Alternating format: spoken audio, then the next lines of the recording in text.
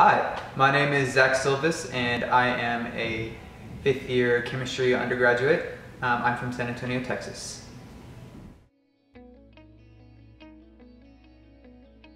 I ride for 2 reasons. First and foremost, I ride for Steven Barrios.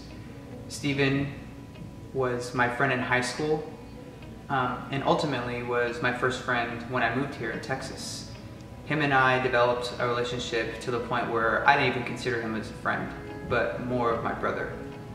A few years after meeting Steven, he was diagnosed with terminal leukemia, and that ultimately took his life. It was devastating for me, and it was devastating for his family, and I ride so that others don't have to go through that. I ride that so that people don't have to feel what it's like to lose someone that you love. I ride so that people don't have to blame themselves for losing someone that they cherish so much and that they had a true connection with. And so I ride for people just not having to deal with cancer. And lastly, I also ride to grow as a person.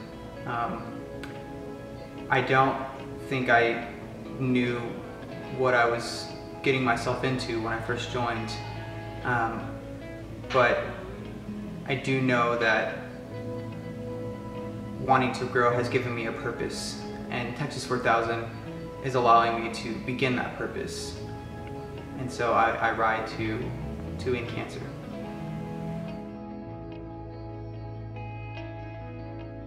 Texas 4000 has impacted my life in many ways.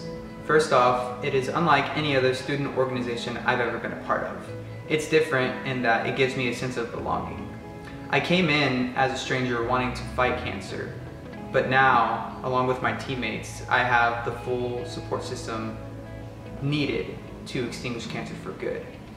Ultimately, my teammates are what push me to be my best. Their stories, their wire rides, they're just being there for me is really what pushes me. And Texas 4000 really just does change lives. It gives me and others a perspective on what it's like to give back to something that is greater than them.